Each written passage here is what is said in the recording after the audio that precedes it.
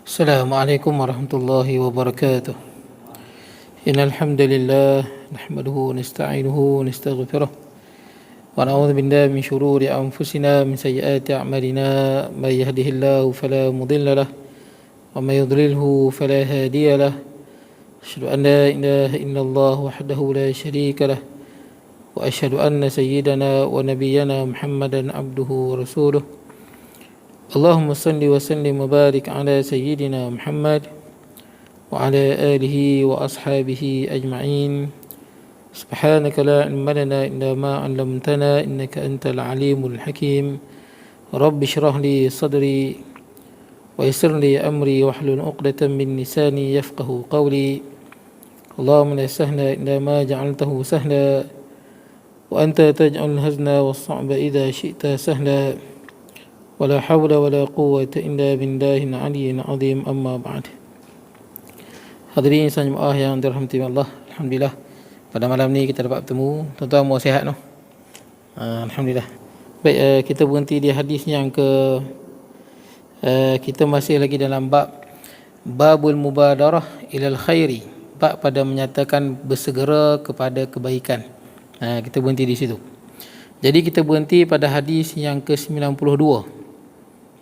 Hadis berkenaan dengan galakan supaya kita bersegera melakukan kebaikan, jangan tangguh. Kerana apa? Bila kita tangguh tak jadi, itu je. Apa saja yang kita tangguh dia tak jadi.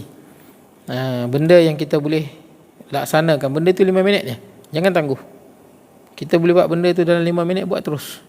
Sebab bila kita tangguh, dia akan timbul penyesalan, dia akan timbul rasa berat, dia rasa sedih, sesal. Benda 5 minit. Contohnya, kita ada masa untuk baca Al-Mulk. Al-Mulk lebih kurang 5 minit lah. Baca. Benda yang 5 minit kita boleh tunaikan, jangan tangguh. Sebab bila kita tangguh, dia takkan jadi kerja. Itu saja cara je dalam dunia ni. Benda yang kita boleh buat, makan masa sekejap, jangan tangguh.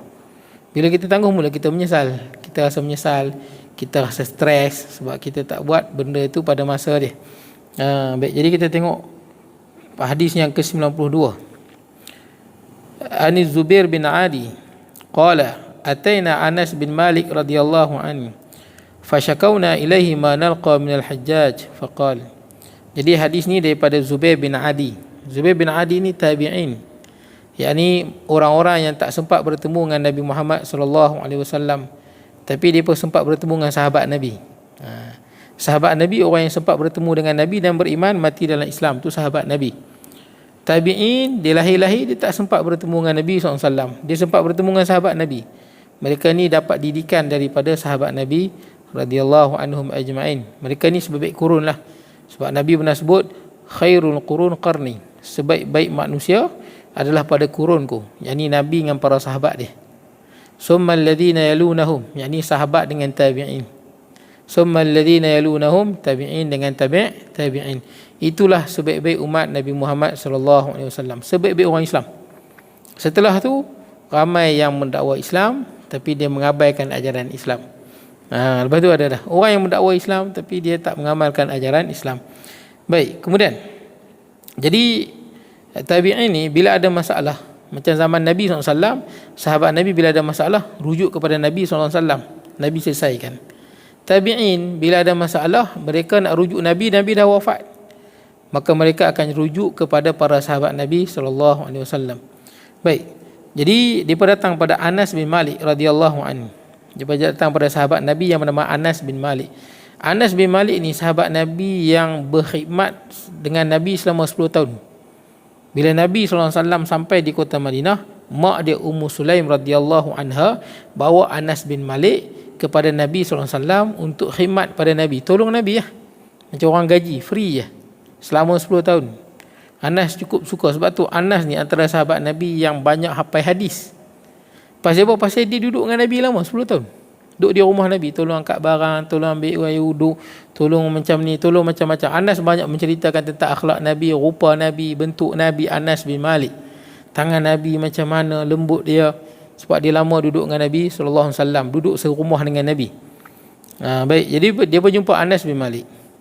Kemudian fashakawna ilaihi ma nalqa min al-Hajjaj, dan kami mengadu kepada Anas bin Malik apa yang kami alami daripada seorang lelaki yang zalim, lagi jahat, yang nama dia Hajjaj. Hajjaj ni zalim lah tuan-tuan. Nama dia Hajjaj bin Yusuf As-Saqafi.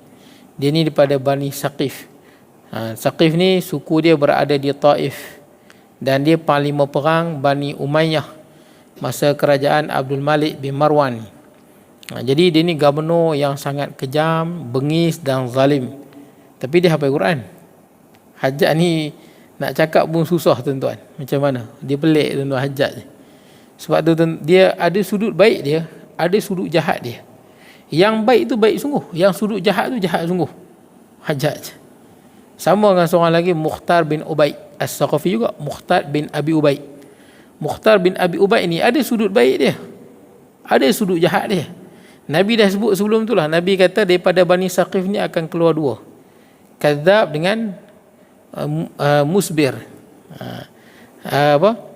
Keluar penipu dan yang menumpahkan darah. Nabi sebut dah daripada Bani Saqif ni, dua-dua mendakwa Islam. Seorang penipu, seorang lagi yang menumpahkan darah. Maka penipu tu dapat tahulah, Mukhtar bin Abi Ubaid. Dia penipu pasal apa? Dia mendakwa, dia mendapat wahyu. Mana boleh dakwa setelah Nabi dapat wahyu? Ni kufur. Dia dakwa, dia dapat wahyu. Dia dakwa dapat wahyu daripada Jibril AS. Itu sudut buruk dia, penipu. Tapi sudut baik dia ada. Mukhtar bin Abi Ubaid inilah orang yang yang telah menuntut bela di atas kematian Sayyidina Husain radhiyallahu anhu.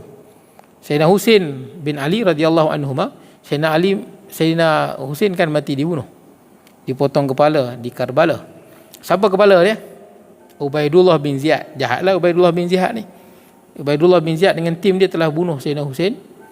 Jadi siapa yang menuntut bela? Yang menuntut bela Mukhtar bin Abi Ubaid ni. Yang menghantar dia siapa? Abdullah bin Zubair. Abdullah bin Zubair ni anak Zubair bin Awam. Hantar Mukhtar bin Abi Ubaid pergi ke sana dan berjaya bunuh Ubaidullah bin Ziyad dengan pengikut dia. Ni Mukhtar bin Abi Ubaid. Jadi apa yang Mukhtar bin Abi Ubaid buat telah menggembirakan hati seluruh umat Islam sampai kita hari ini, dan menggembirakan para sahabat Nabi pada zaman tu Abdullah bin Zubair. Pasal apa? Telah berjaya menuntut bela kematian Sayyidina Husain bin Ali radhiyallahu anhuma.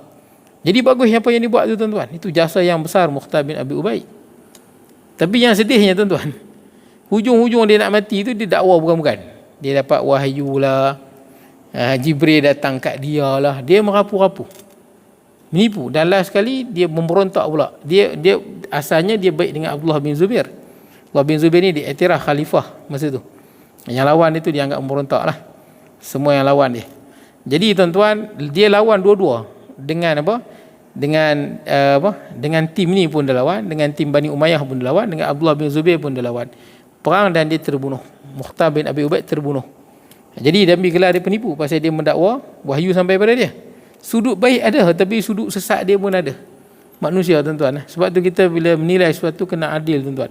Jangan kita mudah taksub, jangan kita mudah tertipu. Kena tengok yang baik kita kata baik, yang buruk kita kata buruk. Orang yang kita kenal dia ni cukup baik, tapi kalau dia buat benda salah, kita kata benda tu salah.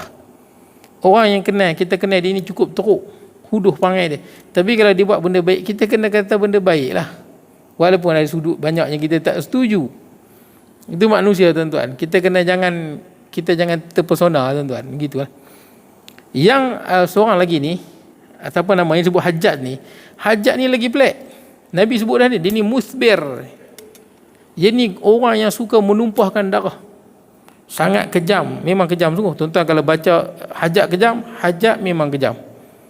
Cumanya ada cerita tipu lah. Kononnya Hajjaj potong kepala Sayyidina Husain, kemudian buat bola. Hajjaj dia tak bertemu dengan Sayyidina Husain. Itu cerita merapu tuan-tuan. Dia tak bunuh. Yang bunuh tu adalah Ubaidullah bin Ziyad. Hajjaj belum lagi. Dan Hajjaj ni zalim, memang zalim. Jahat. Memang ulama sebutlah kejahatan Hajjaj bin Yusuf As-Saqafi. Hajjaj. Dan dia bunuh orang ni. Hajjaj ni punya perangai ni, siapa lawan dibunuh itu saja. Lepas tu dia, walaupun benda tu tak jelas, dia akan bunuh orang. Dia suka membunuh orang sesuka hati. Dia nampak lain macam sikit dia bunuh. Tapi dengan tangan dia tuan-tuan, dengan zalim dan kejam dia berjaya menghapuskan segala pemberontakan. Sebab zaman tu bertembung antara Bani Umayyah dengan Bani Hashim dengan Bani Abdul Muttalib ni bertembung. Perang, tuan-tuan. Jadi di tangan Hajjaj ni dia berjaya mengalahkan Abdullah bin Zubair. Abdullah bin Zubair ni diiktiraf, tuan-tuan, cucu Sayyidina Abu Bakar. Jadi Abdullah bin Zubair dibunuh. Hajjaj bunuh dia. Bila Hajjaj bunuh Abdullah bin Zubair ni, yang diiktiraf oleh ulama, dia ni khalifah yang diiktiraf pada masa tu. Bukan Abdul Malik bin Marwan, bukan Bani Umayyah. Yang diiktiraf adalah Abdullah bin Zubair. Tapi kerana hebatnya Hajjaj ni, dia ahli perang, pakar perang, dia berjaya mengalahkan Abdullah bin Zubair. Yang mana Abdullah bin Zubair ni lah yang menuntut bela dulu kematian apa? Kematian Sayyidina Husain. Tapi dia pun, Sayyidina Husain terbunuh, selang apa lama Abdullah bin Zubair pula terbunuh. Abdullah bin Zubair terbunuh lagi dahsyat, terbunuh di Mekah, di Kaabah. Dan dia bunuh tuan-tuan Abdullah bin Zubair, dia potong kepala Abdullah bin Zubair, dia pacak dekat mana? Dia pacak kat Kaabah. Zalim Hajjaj. Yang dia bunuh Abdullah bin Zubair ni cucu kepada Sayyidina Abu Bakar, sahabat Nabi yang sangat zuhud, yang diiktiraf oleh ulama khalifah masa tu. Dia bunuh, pacak kepala dia kat situ. Maka datanglah anak Sayyidina Abu Bakar, Asma binti Abu Bakar, mak pada Abdullah bin Zubair. Kemudian marah pada Hajjaj, marah apa yang Hajjaj buat pada anak dia, cucu Sayyidina Abu Bakar. Maka Hajjaj kata apa? Wahai ibuku. Dia ni beradab lagi lah, walaupun zalim tapi dia beradab. Wahai ibuku, dia panggil pada anak Sayyidina Abu Bakar, sesungguhnya anakmu iaitu Abdullah bin Zubair dengan aku berebut ke tempat tu, berebut siapa yang menjadi pemimpin di Mekah. Kalau kepala dia tak ada kat situ, kepala aku ada kat situ. Gitulah tuan-tuan. Kemudian dia ambil jenazah Abdullah bin Zubair, dia lempak di perkuburan orang Yahudi. Padahal tu sahabat Nabi, tuan-tuan. Zalim lah, tuan-tuan. Zalim. Seperti mana Sayyidina Husain kena, begitulah cucu kepada Sayyidina Abu Bakar. Itu zalim di tangan Hajjaj bin Yusuf As-Saqafi. Dan Hajjaj bin Yusuf As-Saqafi ni pula, tuan-tuan, zalim, dan dia bunuh orang lebih kurang, dia bunuh sesuka hati dia ni. 120,000, tuan-tuan. 120,000 dia bunuh. Masa dia mati tu masih lagi ada 81,000 dalam penjara. Dan 33,000 menanti hukuman mati. Dia dah bunuh 120,000. 120,000 ni zaman dulu, tuan-tuan, suka hati dia bunuh. 33,000 menanti hukum bunuh. Lagi 81,000 duduk dalam penjara, tuan-tuan, tak tahu. Yang ni yang dilepaskan oleh Sulaiman bin Abdul Malik, anak Abdul Malik bin Marwan. Jadi tuan-tuan, nak cerita Hajjaj ni zalim. Jahat. Memang tak dapat nafi lah, tuan-tuan. Kejahatan dan kezaliman Hajjaj tak dapat nafi. Memang jahat. Cumanya, tuan-tuan, sudut jahat dia lah. Last kali, tuan-tuan, Hajjaj ni dia bunuh seorang ulama besar tafsir. Sekarang ni kalau tuan-tuan buka tafsir, ada nama dia mesti ada. Nama dia Sa'id bin Jubair. Sa'id bin Jubair ni anak murid Ibnu Abbas. Sa'id bin Jubair ni lah ulama orang yang terakhir yang Hajjaj boleh bunuh. Padahal Sa'id bin Jubair ni ulama besar. Tuan-tuan buka je kitab tafsir, akan ada nama Sa'id bin Jubair. Nama dia ada. Orang yang berjasa besar dengan Quran dan tafsir Al-Quran. Dia juga dibunuh oleh Hajjaj. Hajjaj bunuh dia dengan zalim. Hajjaj tikam tengkuk dia, bagi jatuh bawah, tikam. Tapi sebelum mati Sa'id bin Jubair doa dah, jadikanlah dia orang, ya Allah, jadikanlah dia orang yang terakhir yang Hajjaj boleh bunuh. Dia dah bunuh ramai orang lah. Dan memang betul, lepas dia bunuh saja Sa'id bin Jubair, lepas itu dia kena sakit misteri. Hajjaj dia kena sakit pelik. Sakit yang tak tahu, sakit pelik. Dan lepas dia bunuh Sa'id bin Jubair, dia tak boleh buat apa lah. Dia datang sakit yang teruk sampai dia mati. Itu sudut jahat dia lah. Kalau orang tanya Hajjaj ni zalim lah. Dia jahat lah. Banyak dosa dia, kesalahan dia banyak lah. Banyak melampau dia banyak. Tak ada sudut, tuan-tuan, kita nak membersihkan dosa-dosa dan kesalahan Hajjaj. Memang jelas. Cuma, tuan-tuan, ada cuma sikit. Ada sudut baik dia. Adalah sudut baik dia. Jadi macam mana Hajjaj sekarang di akhirat, hanya Allah yang tahu. Itu saja. Tapi yang kita jelas tengok di dunia, dia ni jahat lah. Dia bunuh sahabat Nabi, dia lempar ke jenazah Abdullah bin Zubair di kubur Yahudi. Itu sangat jahat. Dia cuma sudut baik dia Hajjaj ni, ada sudut baik. Kalaulah bukan kerana Hajjaj, tuan-tuan tak mampu baca Quran. Kerana Hajjaj lah yang bubuh barih. Tu dalam Quran tu ada barih, Hajjaj yang bubuh. Hajjaj bin Yusuf As-Saqafi, dia yang bubuh barih. Kalau dulu zaman Nabi, mereka sangat mahir dengan bahasa Arab. Bahasa Arab, orang Arab yang ada sekarang ni tidak sehebat orang Arab zaman Nabi. Zaman Nabi, Arab belum bercampur dengan bangsa lain.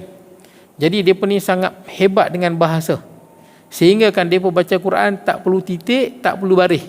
Yang buh titik Abul Aswad Ad-Du'ali yang buh titik tu, rahimahullah. Yang buh baris hajat. Hajat buh baris. Pasal apa? Sebab zaman hajat dah ramai orang yang bukan Arab masuk Islam. Jadi orang yang bukan Arab, dia tengok Quran tak ada baris, dia tak reti baca. Macam kita, macam saya lah tuan-tuan. Walaupun saya guru bahasa Arab tuan-tuan, bukan semua baris saya tahu. Adalah banyaklah baris saya boleh agak tuan-tuan, saya tengok saya boleh baca. Tapi banyak juga baris yang saya tak tahu. Yang hak nahu tu mungkin senang, hak sorah tu. Sorah tu baris binaan perkataan, nahu hujung perkataannya. Binaan ayat tu, bentuk dia, baris dia, itu susah sikit. Jadi hajat ni jasa dia kumpul orang ahli Quran, dan hajat pun hafal Quran, dia hafal Quran. Hajat hafal Quran. Dia kumpul ahli Quran, suruh buah baris. Sampai hari ni baris ada, tuan-tuan boleh baca Quran.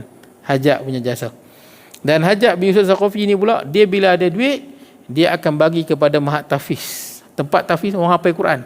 Siapa yang hafal Quran, Hajat cukup sayang. Ni sudut baik dia tuan-tuan. Itu sudut baik dia juga. Orang yang hafal Quran, Hajat akan tolong. Bagi bantuan ni, bagi bantuan ni.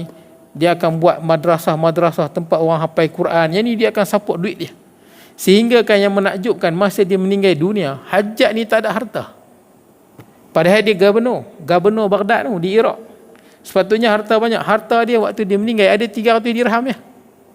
300 dirham tuan-tuan, kalau duit kita 6,000 ya tuan-tuan.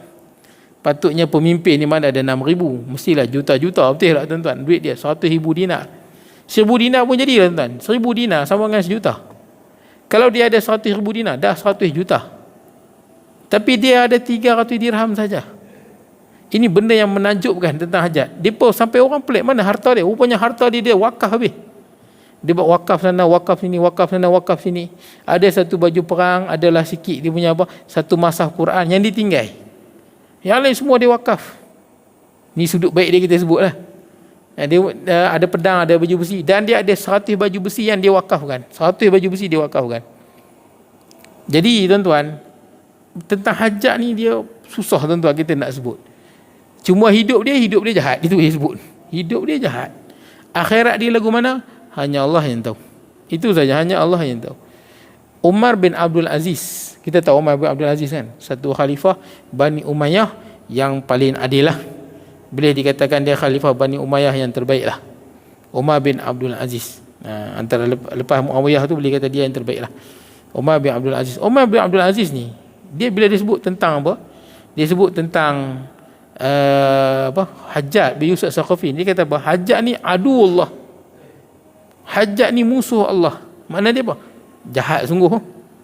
Bila sebut musuh Allah ni jahat sungguh. Itu yang Umar bin Abdul Aziz sebut tentang Hajat. Memang jahat. Kita tak boleh nafi, jahat. Dia bunuh banyak ulama dan pembesar-pembesar sahabat. Jadi tuan-tuan, bila sebut adu Allah, cumanya Umar bin Abdul Aziz dia sebut, cumanya aku ni cemburu dengan Hajat ni dua benda. Maksud dia adil lah Umar bin Abdul Aziz ni. Hajat memang jahat, tak boleh nafi, jahat sungguh. Tapi aku cemburu dengan dia dua benda. Dua benda aku cemburu. Yang pertama, Hajat sangat cintakan Quran. Itu dia cemburu. Jahat-jahat, tapi dia cinta sungguh Al-Quran. Dia cinta sungguh Al-Quran dan dia cinta sungguh ahli Quran, orang yang hafal Quran. Hajat cukup sayang.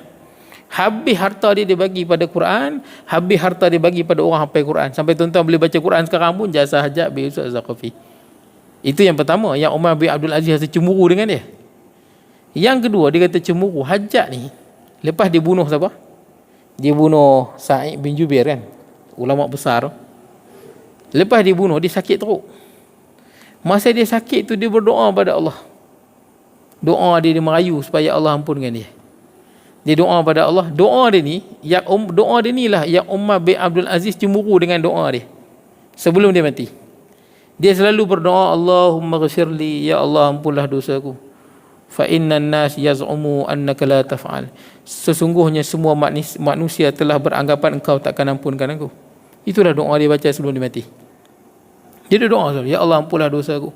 Sedangkan manusia semua mengatakan engkau takkan ampunkan. Ya Allah ampunlah dosaku. kerana semua manusia telah beranggapan kau tak ampunkan. Itulah doa dia sebelum dia meninggal dunia.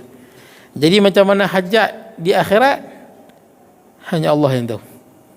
Bagaimana kehidupan di dunia, dia jahat. Itu kita sebut jahat.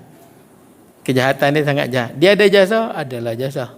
Tapi dia mati masih lagi dalam keadaan Islam. Betul tak? Dia tak keluar Islam. Dia masih Islam. Termasuklah yang pembunuh Sayyidina Ali, pembunuh Sayyidina Husain, pembunuh kepada Abdullah bin Zubair, pembunuh Sayyidina Osman, yang bunuh, dia pun masih lagi mendakwa Islam. Hanya Allah yang tahu urusan mereka di akhirat. Hanya Allah yang tahu. Baik. Jadi tentang itu, macam kalau macam Firaun, dia ada baik dia. Ada baik tak Firaun? Ada baik dia. Mana baik Firaun ni? Dia yang bela Nabi Musa. Daripada Nabi Musa kecil sampai Nabi Musa besar. Bela dengan penuh kasih sayang dan cinta pada Nabi Musa. Besar jasa Firaun tu. Tapi Firaun kita kata masuk neraka, apa sebab? Dia mati kufur. Dalam Quran jelas sebut Firaun mati kufur. Ada pun yang bunuh Abdullah bin Zubair, yang bunuh Sayyidina Osman bin Affan, yang bunuh siapa lagi tuan-tuan? Saya lupa, Kharijah, sahabat Nabi, yang bunuh Sayyidina Husain, Sayyidina Ali, yang bunuh, yang meracun Sayyidina Hasan. Mereka ni masih lagi golongan yang mendakwa di Islam. Adakah dia penjahat? Jahat. Jahat sikit, jahat sejahat-jahatnya. Tapi macam mana di akhirat, itu urusan Allah Subhanahu Wa Taala. Cuma sebahagian ulama macam Imam Zahabi disebut, kita harap dia ni masuk neraka. Kita harap masuk neraka. Pasal apa? Jahat. Mereka telah membuka pintu fitnah yang menyebabkan umat hilang tokoh-tokoh yang hebat.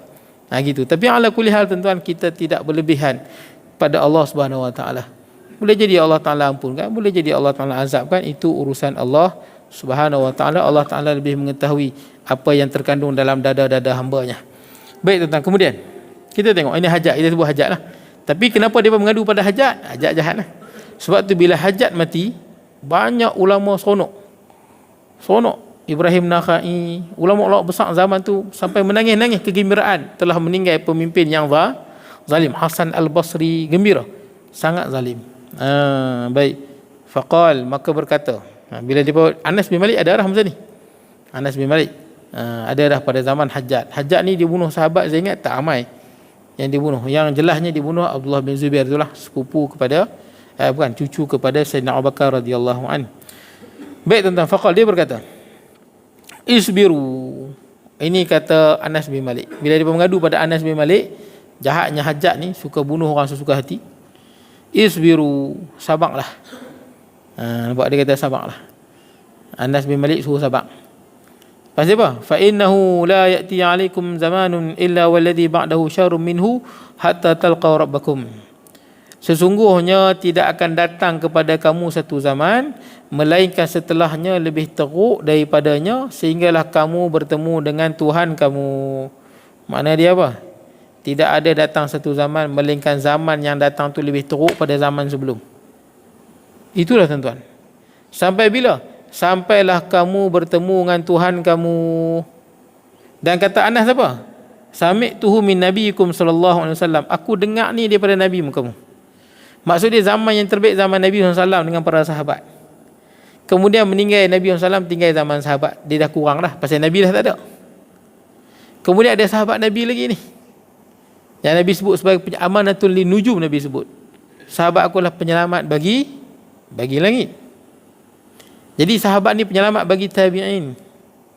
Jadi tuan-tuan, ada sahabat Nabi tak apalah, okey lagi. Bila sahabat Nabi semua dah meninggal dunia, tinggal tabi'in saja, lagi kurang baik dah. Pasal apa? Dah hilang manusia yang sempat bertemu dengan Nabi, mendapat didikan daripada Nabi, sempat melihat Nabi, beriman dengan Nabi, yang telah berjuang, berkorban membela Nabi SAW. Hilangnya ni, hilang lagi keberkatan.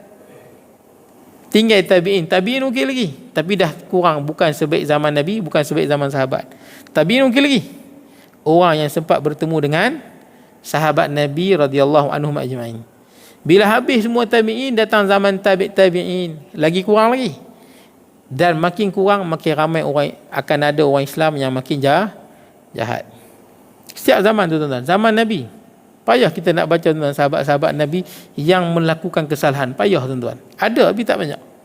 Tabi'in ada sikit lah manusia, orang Islam yang buat salah. Tabi'in lagi banyak. tabi'in lagi banyak. Tabi'in lagi banyak. Dia makin lama makin teruk. Saya bagi contoh macam apa? Kita berzina, tuan-tuan. Zaman Nabi ada yang berzina, tapi apa kes dia, tuan-tuan? Ma'iz As-Salami, wanita Imra'ah Ghamidiyah yang berzina, tak banyak, tuan-tuan, kes dia. Kemudian zaman tabi'in ada sikit, tambah sikit. Zaman sahabat, zaman tabi'in, tabi'in, dia kes tu jadi lagi banyak. Dia makin lama makin banyak berzina.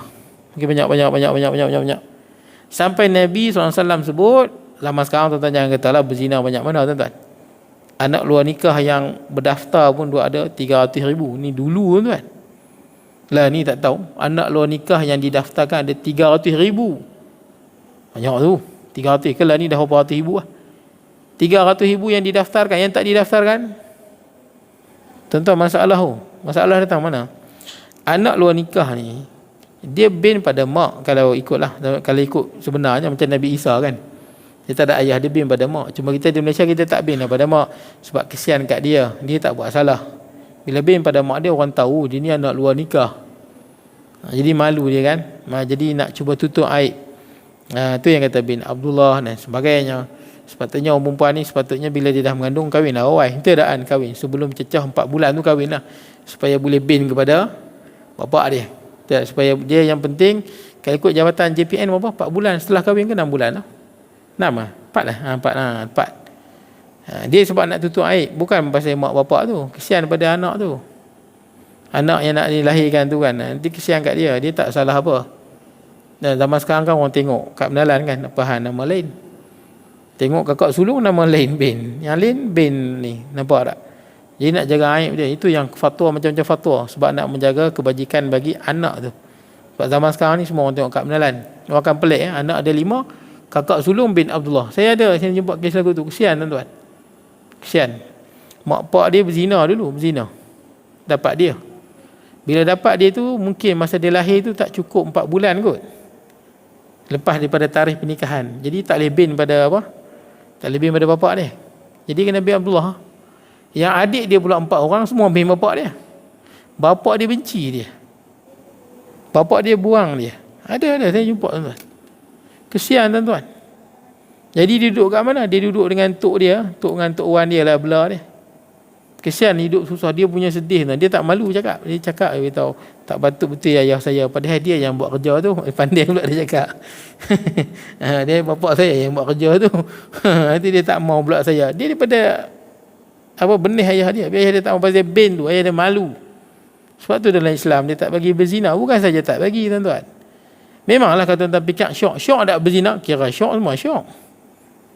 Berzina syok, main judi syok, minum arak syok, makan benda-benda haram syok, tengok benda haram syok, semua syok, rasuah syok.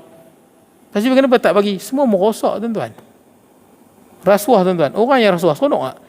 Siapa orang kalau terlibat dengan rasuah? Siapa-siapa lah, tuan-tuan. Tak kira lah dia ni, kita orang kerajaan ke, swasta ke, dia ahli politik ke, yang dihukum ke, yang tak kena hukum ke.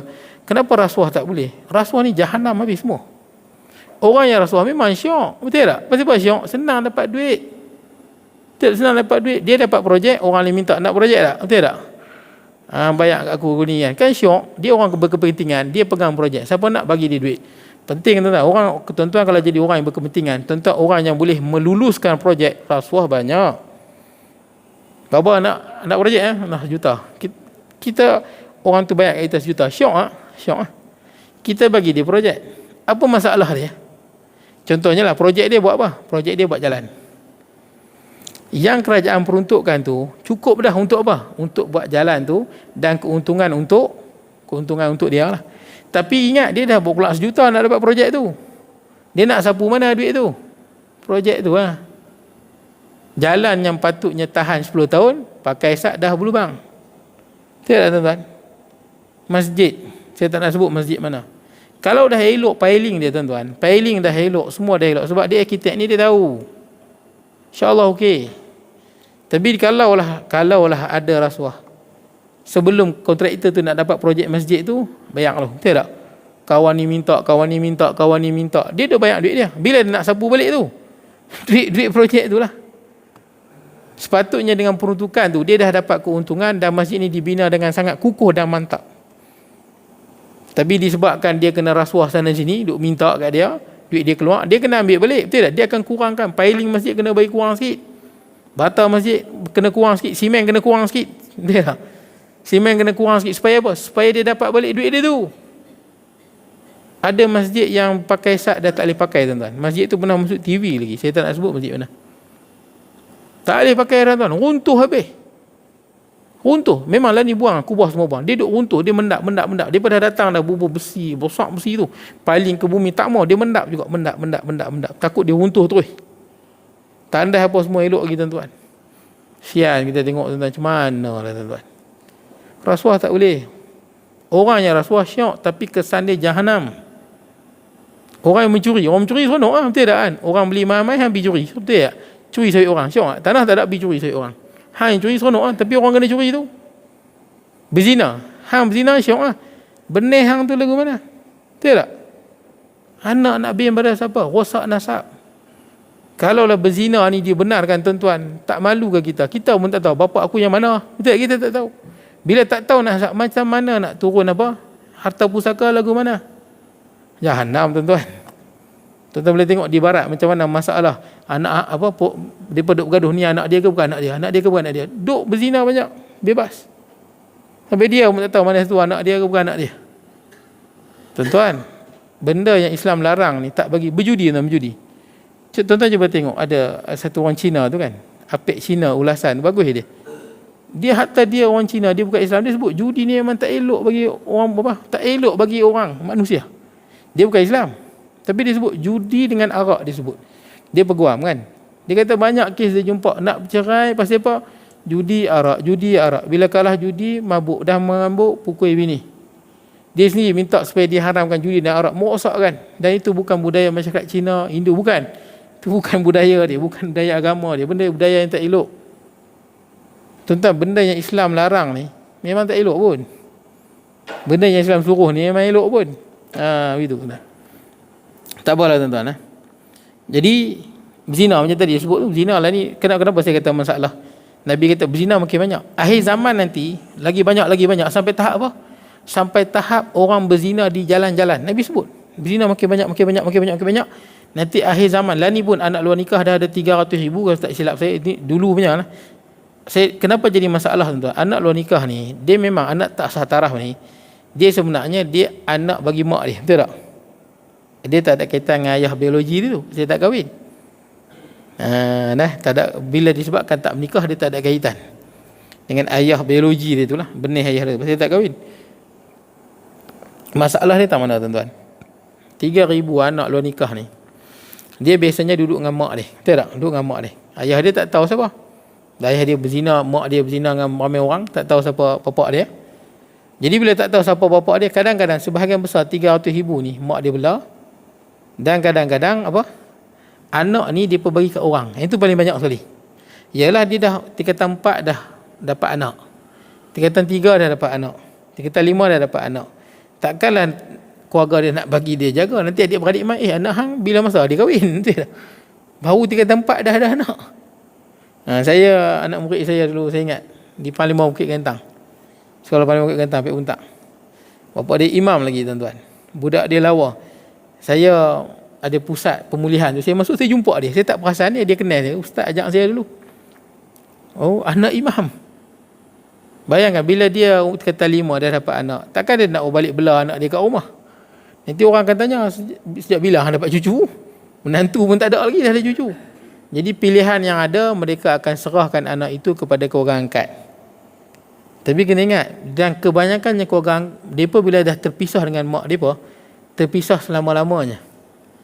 Dan mereka tak tahu dah mak apa, mana mak mereka yang dulu. Sebab apa? Kadang-kadang budak-budak ni, mereka kadang-kadang kalau keluarga tu kaya, nanti mereka minta duit. Budak-budak yang anak ni lah. Keluarga, mana keluarga yang ambil anak angkat mereka tu, dan bila tengok keluarga tu kaya, mereka ugut dia nak ambil balik lah anak tu, dia ugut nak ambil duit. Itu yang kadang-kadang mereka terpisah tu. Masalahnya, bila dia terpisah dengan mak dia, keluarga angkat dia ambil kan. Ni ramai hampir 300,000 ni.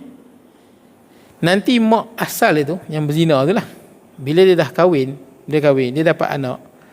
Anak yang dia dapat itu adalah adik-beradik seibu dengan anak hasil zina dulu. Seibu, sebab daripada rahim dia. Faham no? Adik-beradik seibu mana boleh kahwin? Dah jelas ke tak jelas tuan? Orang perempuan yang berzina, katakan dia tinggal tempat dia dapat anak, keluarga dia mestilah malu. Katakan dia dapat anak lelaki, anak ni serah pada keluarga angkat tu duduk jauh. Dan memang dia takkan ada rekod dah, lepas tu dia akan terpisah tu je lah. Budak ni bila dah besar, dia kahwin, dia dapat anak. Katakan yang dulu anak lelaki, yang ni dapat anak perempuan. Anak yang dapat dengan hasil perkahwinan ini adalah adik-beradik seibu dengan anak hasil zina yang dia bagi kat orang tu. Masalahnya kalau bertemu dua ni, dia dah tak ingat yang bertemu dengan anak kahwin. Mana boleh kahwin adik-beradik seibu? Tuan-tuan faham tak? Adik-beradik seibu mana boleh kahwin? Haram hukum dia. Itulah jadi macam masalah. Nabi sebut akhir zaman nanti makin banyak berzina. Nabi akan sebut orang akan berzina di jalan-jalan, jalan orang berzina. Macam binatang tuan-tuan. Macam binatang. Kat jalan sana ada orang berzina. Macam binatang, macam kucing, anjing berzina di jalan-jalan, tak ada malu. Nabi sebut akhir zaman akan jadi macam tu. Lah ni dah banyak zina dah, anak lu nikah banyak. Nanti lagi banyak. Tahun depan lagi banyak. Tahun lagi banyak. Sampai hari kiamat nanti makin banyak-banyak. Sampai tahap nanti orang berzina di jalan-jalan. Orang dah fikir nafsu, fikir syok saja. Malu pun dah tak ada. Lah ni ada malu lagi. Lah ni malu pun dah tak ada. Sampai Nabi sebut ketika itu yang paling bagus pun dia kata apa? Hampa ni kalau nak buat kerja ni menyoroklah sikit. Itu yang paling bagus. Kita ingat nak halang ke? Jangan buat. Rupanya dia suruh anak nak buat kerja, bila menyorok sikit. Yang ni yang paling bagus Nabi sebut.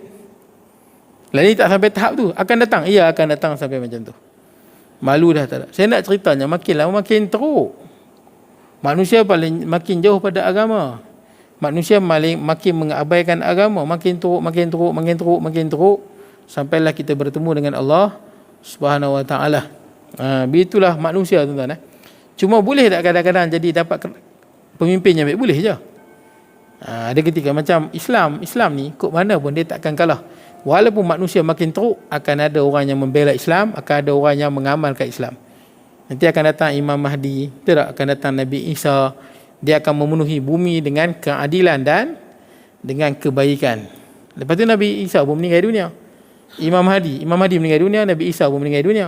Lepas tu bumi teruk balik. Sampailah datang hari kiamat. Yang kena kiamat ni hanyalah orang-orang yang kafir saja. Orang beriman semua mati. Ala kulli hal, dalam hadis nak sebut kata apa? Dia nak kata bersegera buat baik sebelum datang saat-saat yang teruk. Kita ada masa nak buat baik. Sebab nanti zaman yang nak main kita tak tahu lagu mana. Lagu mana pula. Nantilah esok. Kita tahu esok lagu mana. Nantilah aku beribadah. Kita tak tahu bila aku sedekah nantilah. Kita tak tahu. Adakah zaman sekarang ni, zaman apa yang nak main ni lebih memudahkan kita buat baik? Kalau ikut hadis ni tak. Makin lama makin susah. Manusia lah makin lama makin jauh dengan agama. Jadi jangan tangguh, kalau dah ada peluang nak buat baik. Jangan sampai masa tu menjadi semakin sempit dan semakin mencabar untuk kita melakukan ibadah. Baik. Kata ni pengarang. Qala ba'dal ulama, ni huraian. Kata sebahagian ulama, al-waqtu kas-sayf, masa itu seperti pedang. Ini tuan tahu lah. Siapa yang sebut ni? Imam Asy-Syafi'i rahimahullah. Ini Imam Syafi'i punya kata-kata. Al-waqtu kas-sayf, masa itu seperti pedang. Macam pedang. Illam taqtahu bisalihil a'mal zahaba 'alaika bila faidah. Sekiranya kau tidak memotongnya. Macam mana kita nak memotong masa tu? Bisalihil a'mal, dengan kita melakukan amal-amal yang baik. Kita potong dia. Kita kalahkan masa tu, kita penuhkan masa itu dengan amal-amal yang baik. Zahaba alaika, kalau kita tak potong dia, kita tak gunakan masa tu dengan apa? Memenuhi dia dengan benda-benda yang baik, zahaba alaika, maka masa itu akan pergi bila faedah, tanpa ada sebarang faedah, hilang macam itulah. Contoh, kita ada sejam kan, lepas ni balik ni kita ada sejam. Mungkin dia kalangan tuan-tuan balik ni dia baca Quran, sejam baca Quran. Sejam tu sejam yang berfaedah. Betul tak? Mungkin ada di kalangan kita ni lepas balik ni duduk belakang rumah, relax, sakok sikit, betul tak kan, sambil bangang-bangang sikit, sejam dia tu tak ada faedah. Betul tak tuan? Dengan sejam kawan tadi, Dan sejam tu takkan kembali dah selama-lamanya. Selama-lamanya sejam tu takkan kembali dah. Yang pastinya sejam kita, sejam isap rokok contohnya lah, berangan. Yang kawan tadi punya sejam baca Al-Quran. Dan adakah sejam tu kembali? Takkan kembali dah. Sampai bila? Sampai bila-bila. Dia akan pergi kosong macam tu saja. Baik. Bila faedah? Tanpa faedah.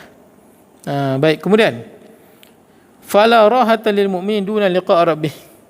Kata ulama ni, tidak ada kerehatan bagi orang beriman tanpa bertemu dengan Tuhannya. Makna dia apa? Selagi mana nyawa di kandung badan, jangan sia-siakan umur, jangan sia-siakan masa. Kita tak rehat lagi. Bila rehatnya? Waktu bertemu dengan Tuhannya. Masa tu rehat lah. Dah bertemu dengan Allah, rehat lah. Lah ni kat dunia belum lagi ibadah. Pasal apa? Kita pun tahu kan. Pasal apa saya ada kat dunia? Pasal apa tuan-tuan ada kat depan saya? Pasal apa tuan-tuan? Pasal apa tiba-tiba kita, pasal apa kita duduk kat dunia tu?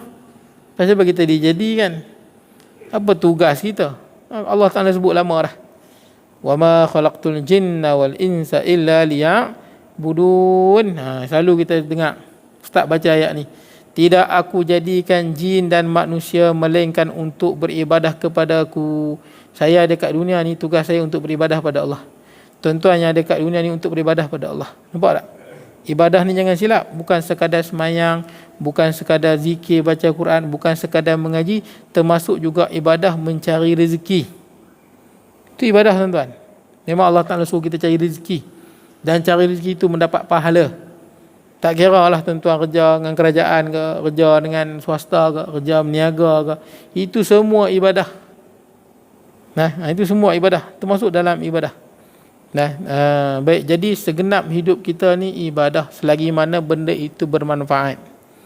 Sama ada manfaat untuk akhirat ataupun manfaat untuk dunia. Manfaat untuk dunia macam mana? Tuan-tuan kerja. Pergi mancing ke, betul tak? Tuan-tuan pergi jalan ikan ke, repair motor ke. Yang mana yang tuan-tuan nak guna. Selagi mana benda itu bermanfaat, maka benda itu baik. Baik, jadi tuan-tuan, tidak ada rehat. Itu Nabi SAW berdoa kan. Doa yang Nabi apa? Yang Nabi baca tu.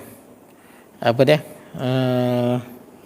Doa dia bagus tuan. Nabi sebut waj'alil hayata ziyadatan lana min kulli khair, dan jadikanlah hidup kami tambahan kepada kebaikan-kebaikan bagi kami. Maknanya dia apa?